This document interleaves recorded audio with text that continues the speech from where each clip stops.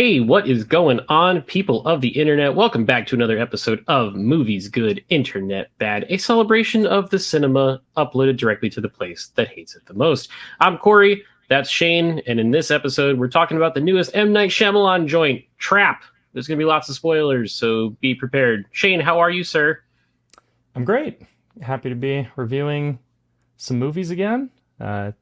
I know we've done a lot of TV on this channel, but the goal is to do a lot of movies, so it's good to review a new movie. Yeah, especially one from a beloved director such as M. Night Shyamalan, right? Oh yes, we'll talk about that. Nothing like M. Night for a little bit of controversy. We have had a whole bunch of new subscribers to the channel as of late, so thank you for everyone who has hitched their wagon to us. If you're enjoying what you see, we'd love for you to join along as well and click that subscribe button and give this video a like if you can. If you're a fan of M. Night Shyamalan, or if you hate him, whatever, just click the like button so it helps push the algorithm and more people can see this video.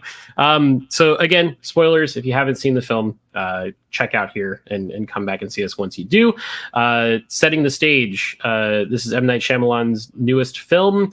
It is a film where Josh Hartnett plays a good old lame-ass dad who takes his daughter to a massive pop concert, not unlike the Taylor Swift concerts that are sweeping the entire globe right now. But it turns out, in typical M. Night fashion, that Josh Hartnett's character is a serial killer, and the entire concert is a trap in order to catch him. Shane, I'll kick things off to you because I have a feeling we may argue on this one. We might. What are your thoughts on this film? Well, I'll say a couple things before I get into my impressions. One, it was actually really refreshing going into a movie without a Rotten Tomatoes score. When we saw this movie, yes, the reviews were not out. And that's very rare in this day and age. You kind of know what you're getting yourself into when you go see a movie. And like I personally kind of self-screen if something's got really bad reviews, I probably just won't go see it. So it was interesting like to get back to somewhat of the good old days of like I don't know if this movie's good or bad when I walk in. So that was nice. And then the second thing I'll say is that like this movie, if you're one of those people, whoever's watching this review, all five of you, if you're one of those people that like has to track everything super logically or literally, or like, well, that doesn't make sense, or that nobody would act like that kind of thing in your movies, this is not going to be the movie for you. This is the definition of a turn your brain off type of movie. So just know that that's what you're getting yourself into if you go see this. So in terms of I'm going to disagree with you. Are you? Hold on. I'm going to disagree with you already because I don't think it's a turn your brain off type movie. Deadpool and Wolverine is a turn your brain off type movie. This one, like, you can actually watch the film and admire certain aspects of it from an artistic standpoint. Sure. Yeah. The plot, I guess, is relatively simple, and the dialogue is not how normal people would talk to each other, right? Yeah, and that's really what everything what is for the sake of the movie. Yes, but I wouldn't say you have to turn your brain off. Sure, but I would say this isn't the type of movie where you should sit there like analyzing things very literally or logically, because a lot of stuff just makes sense because it might be better for the plot, right? Exactly. There's a lot of that's an M. Night thing, right? Yes. Historically in his career, all of his decisions have been for the betterment of the entertainment value of the film and not so much the realism of it all. Correct. Yes. So my overall impressions are there's like two movies in this movie. And the first one, and it lasts for maybe about the first hour, I was super on board with. I thought it was very dynamic and interesting when they were in the concert venue. It seemed pretty unique, right? Like the tension was good. There was a lot of great cinematography. It looked and felt very unique as a movie. And it was like, hey, I don't think I've seen a thriller operate in this way before. Which is really the whole premise of the movie too, and why I think I was interested going into it. And it almost feels like M. Night kind of ran out of runway and wrote himself into kind of a hole or a corner at about the hour mark and was like, well, I can't stretch this part of the movie any further than I have. So we're going to take a hard pivot into movie number two. And I felt like movie number two was like very generic, very tropey, and it really lost me. And it really went off the rails. And so I feel like had he focused more on maybe extending movie number one in the concert, and maybe the ending is the big, like, he actually does get out of the concert. Like, that's kind of the point he should have aimed for, rather than like, okay, he gets out of the concert, now what happens next? And that what happens next is where it really fell off for me. Yeah. So in the movie, again, spoilers if you're still here and you haven't seen it, when they get out of the arena in the limousine with Lady Raven, who's the pop star from the concert, part of me was like, oh shit, is this the end of the movie? Like, Yeah. are they just going to Yeah. roll credits now and do the sicko ending, like some other movies that we've seen this year? But then it turned into, like you said, kind of a paint by the numbers, Yeah. murderer gets caught by the police sort of thing, ambiguous ending, whatever. It does kind of go off the rails in the third act, which again is another M. Night Another M. Night Shyamalan. Yeah. right. It hits a lot of his check boxes, which is rather interesting. But focusing on that first half or first 2/3 of the movie, because it's only about 90 minutes. It's a relatively short film. Yeah. I'm right there with you. I was very, very into the stylistic choices from the cinematography, the performances. I mean, even in the third act, when it goes a little off, I thought Josh Hartnett was great. very, very good. Best part of the movie. Probably one of the go ahead. better performances of his career. Yeah. Would you say? Probably. I yeah. really liked the girl that played his daughter too. She played like the crazed fan teen daughter very, very well. Yeah. So the chemistry between them two that lasted throughout the first hour, and maybe that's where it kind of lost me too, is like once she gets removed from the picture, you lose a lot of that dynamic between them two. And I feel like the movie definitely lacked for it. Okay, that's fair. Because once he gets with his wife, and it's not quite the same, because you have no reason to care about his wife in the movie because she doesn't show up until 25 minutes before it's over, right? Yeah. And so I get that between like it's a daughter who finds out her dad is like the bad guy. Like that's a really interesting thing, right? Yeah. And like removing her from the picture for a good 30-ish minutes of the runtime felt like you missed that. Yeah. It almost feels like it if you wanted to go like a real sicko route with it could have been like a setup for her to be like the Robin to his Batman, where it's like something she like ends that. up becoming the next generation of the Butcher or whatever. It would have been that would have been kind of fun, right? Because it's like a twist on like the dad and cub story, right? Right. Yeah. That would have been I think that's way more interesting than what we got in this one, and that's where it's frustrating to me, right? Because M. Night sets up all these awesome premises and first acts, and then it never really goes anywhere. I feel like every movie, this is like a very big trope of his, is like he sets up this really cool concept and he just never sticks the landing. Trouble landing the plane. Yeah. Getting the plane off the ground is no problem, but landing it is a whole different it's situation. The J.J. Abrams effect. Like Act 1 is perfect. I do want to ask you, because giant pop concerts like that are not my thing in any way, shape, or form. But I know that you've been to the big Taylor Swift shows and whatnot. How did this movie do in regards to like mimicking that and kind of framing that and putting it on screen? Yeah, I mean, I think that was done pretty well. The screaming teenage girls the whole time, like there's a couple shots in this movie where it's like played as horror because it's like all these girls screaming and it's like a close up on his face or something, and it's meant to play like screaming victims rather than screaming fans.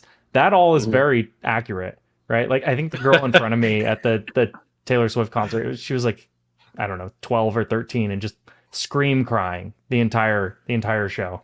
So like that Like stuff is all all very 3 hours or whatever, accurate.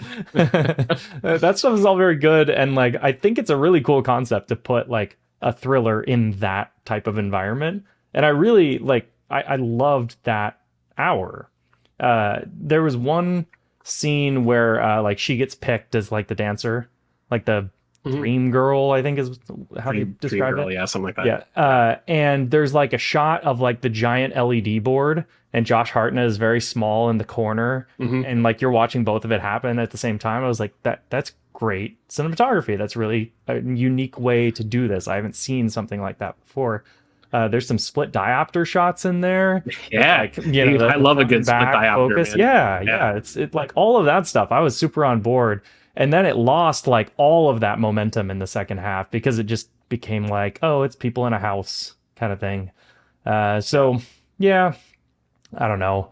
It almost feels like, and I've said this about J.J. Abrams forever, right? It almost feels like you need to have him write the first, like the premise in the first act, and then bring somebody else in to land the plane almost every single time. It's the Yeah. exact same way. Yeah. The folks that I saw it with, one of them brought up the idea that M. Night has kind of had like a George Lucas-y type career where he Yeah. started out, hit real big, then went like full M. Night with like the Happening and Lady in the Hmm. Water and Avatar: The Last Airbender, and they were just universally hated movies. And Yeah. now he's trying to work his way back up and like win people's affection back. But sometimes when you're in that auteur mode, and especially for a guy like M. Night who he finances his own movies, Yeah. he has full Which creative George control does and too, say or, over or did, everything, right? Yeah. right? It's rather fascinating, but I do have some fun facts about this movie that Ah, all M. right, Night let's do it. shared himself Oh, yes, on his that's social right. Yeah. medias. So, fun fact number one is that Trap was shot on 35 millimeter, which I thought it looked great. And Yeah. I've seen 2 movies now in the last 2 weeks that were shot in 35 millimeter between this and Twisters, which I think is cool. I love when movies are shot on film. Yep. He hired the director of photography, who I'm going to botch this, but it's Sayumbu Mukdipram, after seeing Call Me by Your Name. Ah. He also Which did Challengers, which and he also did Challengers. So yeah, he's a great. Luca Yep. Guadagnino guy, which Yep. is pretty cool. Kind of explains the awesome cinematography, Yeah, the right? cinematography Like, is very good. yeah, and both of those Luca movies look awesome. So between Yep. Challengers and then this, that guy had a hell of a year. Great year. Fun fact number two: one cinematic rule of the film was that you could never get closer to the concert stage than the characters. Yep. If the characters got closer, then you were allowed to get closer. And that's really interesting because all of the concert shots in like the first 20 or 30 minutes before they get brought up on stage, they're all wide shots where Yep. Lady Raven looks like she's this big, and you almost like your eyes are drawn to the big LED boards Yeah. to see Like what you she's would doing, at a concert, like you would right? be at a concert. Yeah. Yeah. So I thought that was really neat. You'll be fascinated by this one, given what happens in the third act. But fun fact number three: Trap was the fastest script that M. Night Shyamalan has ever written. Yeah. He says it only took him 5.5 months. Signs was the fastest before it, which took 6 months. And then he says, even though the films both have dark elements, both scripts had me laughing every single day when I sat down to write them. Which I get, because there was Yeah. some actual Some pretty levity. funny Yeah. comedic beats in here with the guy from the t-shirt stand, Yep. the mom of the daughter who the Riley doesn't get along with, Yeah. calling her a beast or whatever. Like there was some funny stuff in there, but it's interesting that because your initial thought was that he ran out of runway on the script, Mhm. and then he's saying this was the fastest one he's ever banged out, which is Yeah. Well, maybe it means that was a deliberate choice. That hard no, pivot. it's I don't know. definitely the hard pivot's definitely a deliberate choice. I think I almost feel like though that it was as if he realized that he couldn't write anymore in that arena, so he had to take it to a different arena. And I think personally, the end game should have been the, getting out in the limousine kind of thing. And, it Yeah. plays Almost like the Joker the doing the bank robbery at the beginning of Dark Knight, yeah, right? yeah, When it the plays the school needle bus drop lines up music with the and other ones. then, Yeah. slow motion exit and then pans up to the sky and you hit the credits. Something like that, right? Like, Right. I think that works. It's almost like, spoiler alert if you've not seen this movie, but Hitman, similar type of deal, right? Like they get Mhm. away with it, and then the end is like that, like sicko mode type of thing. They just get away with it. Yeah, and this kind of devolved into very stereotypical thriller. Where the first half I was like, where is this going? And then the second half I was like, I know exactly where this is going. Right. Right? Yeah. And that's really All the where like predictability got taken out. the worst insult that you could give a movie is like, I've seen this before, right? Especially an M. Night movie where his whole shtick is like doing things differently. Hmm. Yep. Which I think he very much succeeded at the first hour of the film. Yeah, It's those 30 minutes came after where it doesn't work so yeah. well. But It's funny. It reminds me. This is gonna sound outrageous when I say this, but like stick with me on this. But like, he reminds me so much of like Zack Snyder, where not in terms of style, but in terms of you've got obviously. this. Yeah, obviously, I think M. Night is a much better filmmaker than Zack Snyder, but it's a similar type of like cultural moment where every time there's a new Zack Snyder movie, there's this like built-in rabid fan base of people who are like, this is gonna be it. This is gonna be the one. This is gonna be the return to form. Whereas like statistically, most of Zack Snyder movies are not good, right? And Right. so like statistically, you're more likely to see a bad movie by Zack Snyder than you are to see a good movie. He made a couple of good ones to start with, and arguably some, if you like the director's cuts of some of the other movies, I know that that's controversial. But M. Night's kind of similar, right? He started his career like red hot, like Sixth Oh yeah. Sense and Signs and all that stuff. Like people loved those movies. Yep. But then like since then, it has been almost nothing but bad movies or mediocre movies. I don't like to call them all bad because they all have redeeming qualities, right? Yeah, for sure. But then, And like, some of them are very much like this one, where part of the movie's great and yes, then it yeah, goes off the rails. And it's yeah, like, damn it, like yeah. just close it, man. It's like it's the definition of insanity. I keep going to these movies like this will be the one that's different, right? It's what is it like? Doing the same thing repeatedly and expecting a different result. It's that, right? Like Yeah. you go Kinda and like you're us with like, Star oh, Wars. yeah, and I was gonna bring that up too. Star Wars, same thing. Like we have this red hot start, but most of the Star Wars movies are not great. But every time we go in hoping that this might be the one, and then well, it's not great again. So Never mind. yeah, it reminded me of that. But I'm always gonna be for like original movies where people are trying things. So like I hope this does well. I think it got like 2 million in Thursday previews, so like that's a decent number for a movie like this. My theater was Hopefully, totally packed out. yeah, mine was Like, full. completely full. I think whenever you put M. Night Shyamalan on a poster, people are at least interested. And I'm Yeah. happy that he's doing things like the whole concept of this movie, I think was really interesting and it intrigued me. And then like, pulling a guy like Josh Hartnett, who has not done a lot of stuff in a while. I mean, he was in Oppenheimer, obviously that was his like big return. But like letting him kind of go wild, right? It was really fun Very to watch. wild. He was awesome in this movie. That actually the brings subtle us to shift. fun fact number 4. Oh yeah, all right, let's hear it. Fun fact number 4 is that when M. Night was thinking about casting the lead, Josh Hartnett went to visit him in Ireland. They had lunch. They talked about Oppenheimer, Black Mirror, living outside of Hollywood, and then each of them being dads of 3 girls each. Mm, And he said that was the thing that got it. he realized, okay, he's the guy for this role. Yeah. The girl dad aspect was on full display, right? Especially because M. Night Shyamalan's daughter is in the movie, right? Like Yes. Yeah, she is the singer. yeah. And so that's kind of a interesting, like, poetic thing is he's trying to make a statement on being a girl dad. And that's where I think like he almost undercuts himself by removing her from the film, right? Like the whole core of the movie is that relationship, right? And Yeah. so once you veer off and get into like him with the singer, I feel like you lost that. Like you almost could have replaced the singer's role with the daughter's role, kind of, right? Where the daughter has to be the one to kind of rat him out or cat and mouse or like you said, maybe she's helping him, something like that, right? Yeah. That dynamic I really disappeared.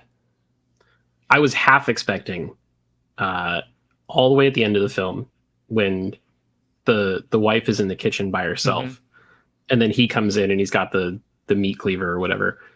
I was half expecting her to be in on it, I thought so too. Yeah. I thought, or maybe like he true wasn't the sicko butcher. ending. Yeah, I thought maybe he wasn't the butcher and she was, and he's covering for her, something like Right. that, right? Or Yeah. he's, an accomplice, and, I expected that. And then it goes into the most predictable ending of all time, where she's just like, Yeah. we should eat this pie. I'm like, yeah, she's going to poison the pie. Poisoning. Like, I've seen Right. a movie before. I know how this goes. It's just, Josh Hartnett's it's, character has not seen movies yeah, apparently not. It's because like, he is uh, good enough to cover his tracks in every way, shape, and form except for the most obvious one of them all. But again, yeah, that's M. Night. It's all plot convenience and it's all for the yeah. sake of And the it's entertainment. Right? almost, I think, went too far in the plot convenience, because there's so many sort of eye roll moments like that would just never happen ever. Hold on. Like when he Hold on. attacks the police officer and they just continue tasing him. Like, do we know anything about police officers in this day and age? Like that's the whole controversy, right? Like Well, he he would is have been white, so he shot probably wouldn't get away with immediately. it. But I do have to ask though. You don't think that Taylor Swift would just like go to a fan's house after a show? Or like invite him one on one into the dressing room. Like, What? what? There's no that would never you ever happen. you just met But this, and like, why is she in on the whole thing? Like, there's a huge security presence, sure, but like, she doesn't need to care about any of that, right? Like, why is she in the FBI like big monitor videotape room at all?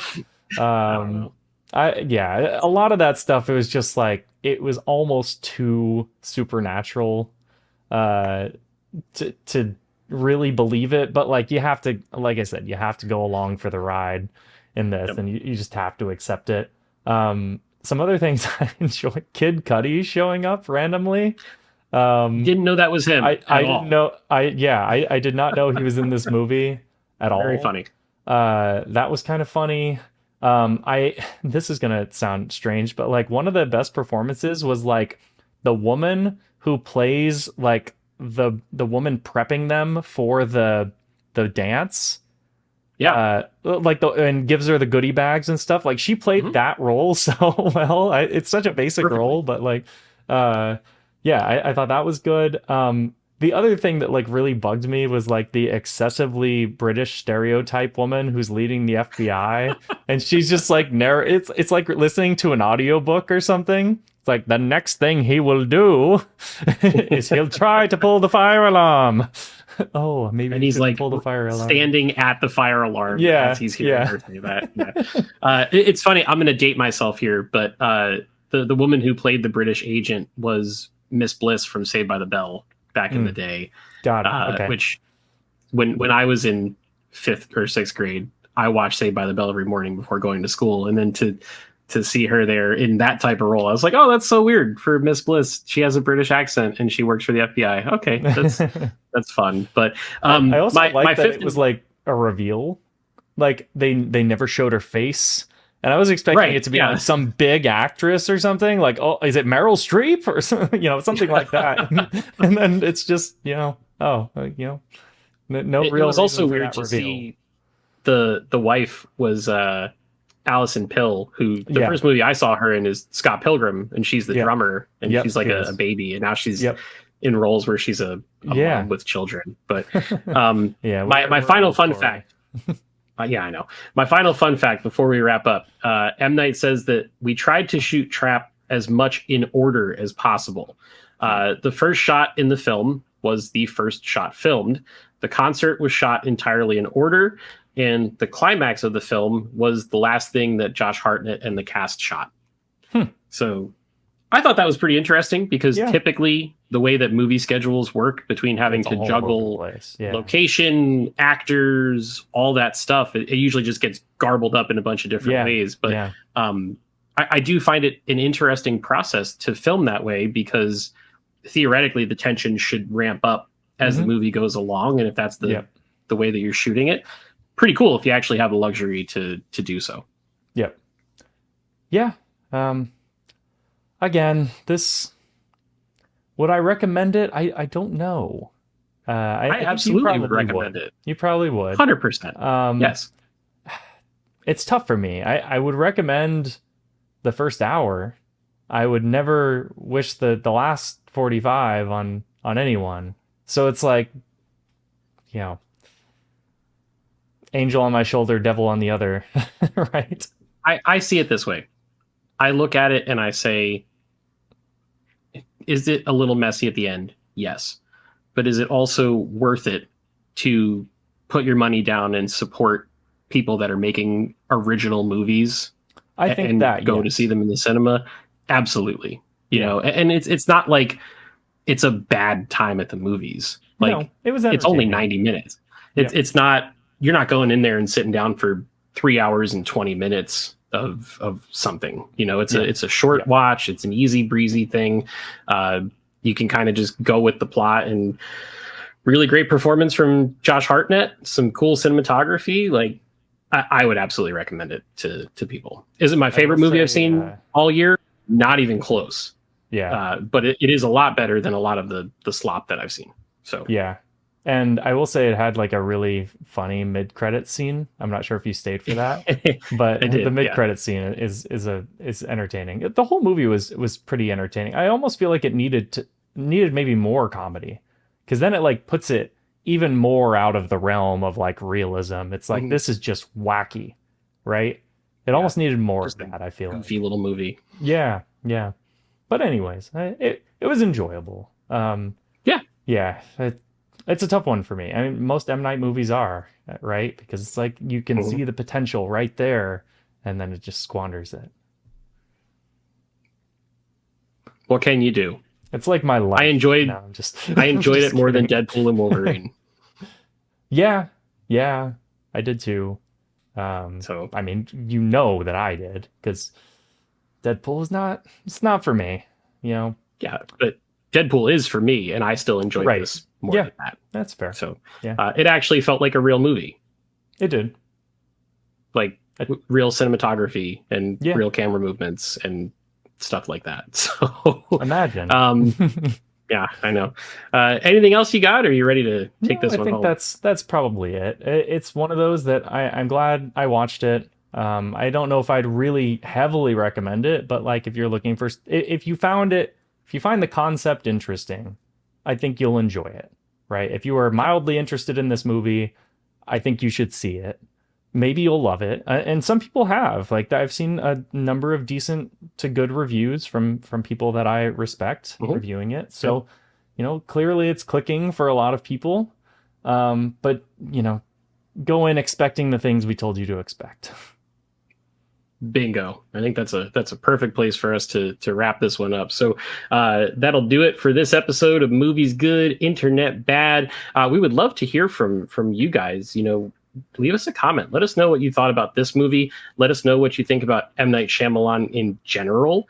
Are you wearing your tinfoil hat like Shane is and covering that beautiful curly hair with the idea that this is just a secret plot to launch his daughter's pop star career? It totally Who knows? Leave us a comment and let us know what you think.